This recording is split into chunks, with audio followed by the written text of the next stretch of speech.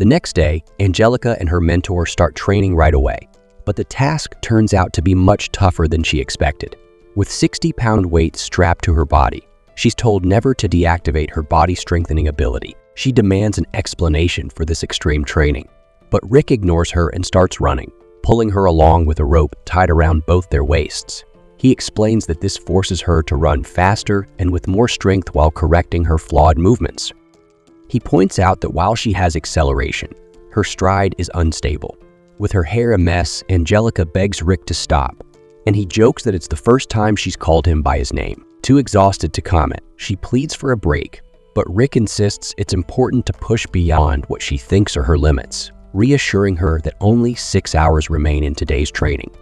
Hours later, Angelica collapses face first into the ground, completely drained.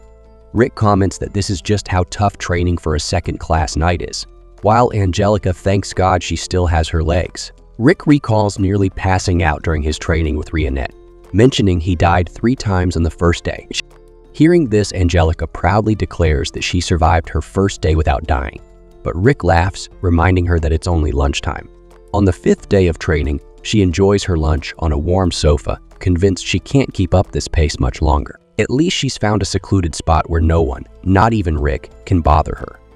But just as she thinks this, Rick appears at the window, having searched the entire kingdom for her. Frustrated, Angelica complains that it's been less than 15 minutes since she tried to hide. Rick takes the opportunity to have some tea, while Angelica asks when he's going to stop drinking and start scolding her for running away. But Rick surprises her by saying he understands her desire to flee. In fact, he himself ran away dozens of times during his 2 years of grueling training, dying thousands of times in the process. In one of these memories, Brufston finds his pupil dead and borrows mana from a Lyceret to bring him back to life.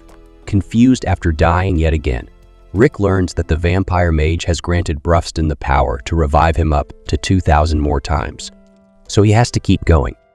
With this memory in mind, Rick tells Angelica that he's gotten used to dying. She's amazed that he endured it for 2 years, and Rick admits that he tried to quit many times. But Brufston always said the right thing, urging him to weigh his current suffering against the regret of giving up. These words helped him see the situation more clearly.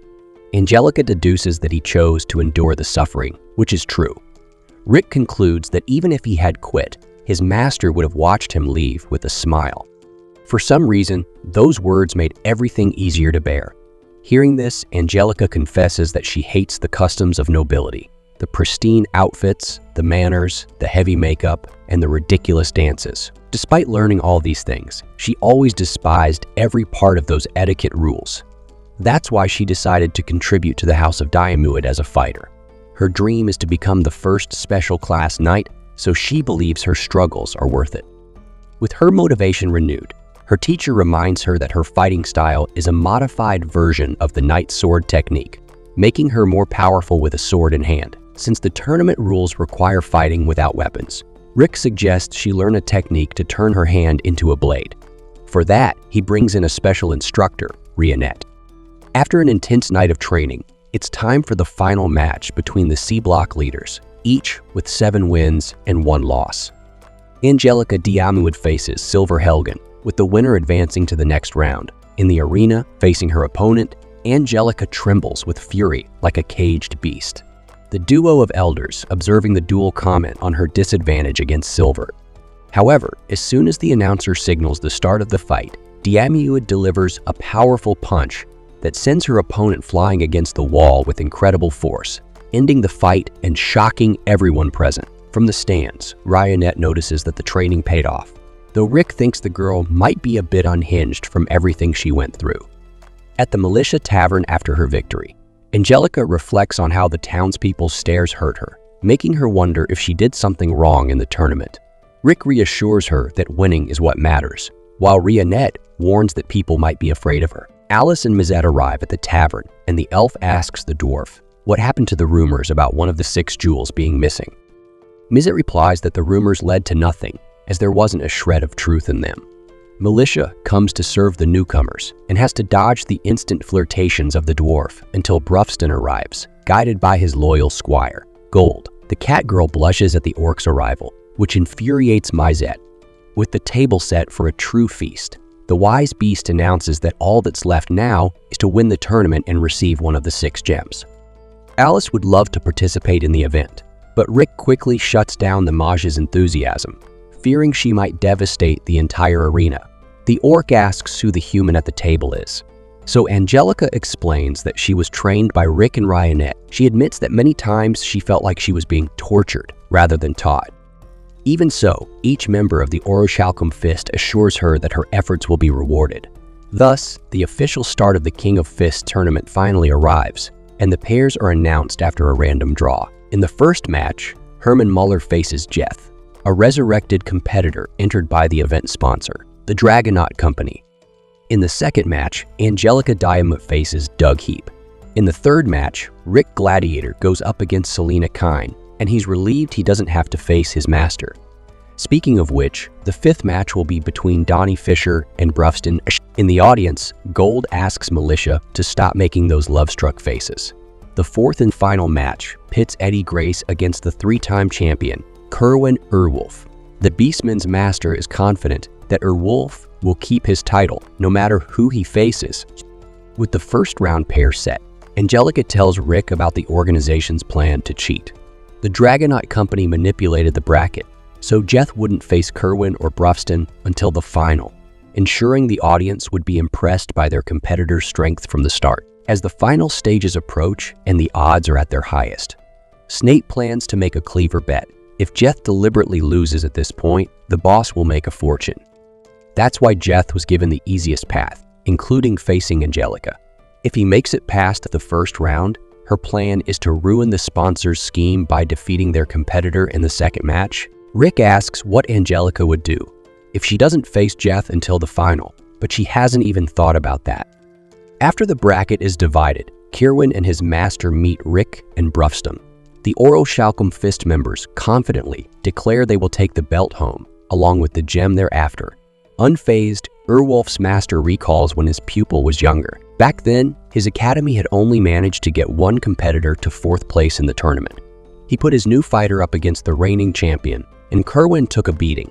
But that taste of defeat drove him to train until he reached his physical peak. Now, 6 years later, the pugilist faces the greatest challenge of his life. The first round begins with Jeth Resurrect facing Herman Muller. The human lands several hits on the monster, but Jeth feels nothing due to his above-average resistance. After missing a strike, Jeth even hears a taunt from his opponent. But as soon as Herman attacks again, the monster responds with a single, powerful blow, taking him out instantly. Rick finds this strange because, despite Jeth's strength, his movements are amateurish. But Angelica reminds him that the fight was meant to impress the bettors, and it succeeded. Next, Angelica enters the arena and easily wins her fight, while Rick and Brufston also advance without any trouble. Now it's time for the final match of the first round, with Eddie Grace facing the current champion. The Orichalcum Fist watches closely to gauge Kerwin's strength, which he demonstrates from the start. Rick notes that Urwolf anticipated his opponent's move, and Brufston adds that the excellent sense of smell of a dogman gives him this ability, known as Future Scent. Despite the praise, the champion takes a hard hit, which Rionette claims was intentional. After taking the hit, Kerwin gets up and knocks out his rival, and the audience breathes a sigh of relief after seeing their favorite fighter in danger. To Rick's surprise, he hears one of the champion's colleagues comment that Kerwin is too inconsistent. A day later, the second round begins, with the audience split between betting on Kerwin Urwolf and Jeth Resurrect. Snape approaches Rick and formally introduces himself to the group. Alice comments that Jeth is overdoing it with his act, which embarrasses the businessman. Mizet explains that adults have to pretend to be adults all the time, and the vampire realizes that life for non-children can be quite harsh. Rick asks why Snape isn't in the VIP seats, and Snape explains that he wants to see the fight between his fiancée and his youngest up close. Speaking of them, the two meet before the match, and Jeth says his brother asked him not to mess up his future wife's face.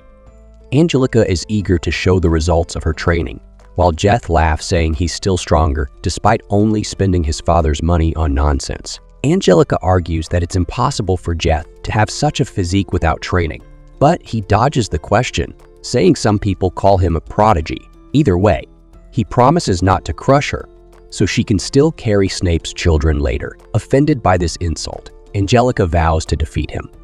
The match begins, and Angelica starts with a flying kick to Jeth's torso, but he doesn't feel the impact.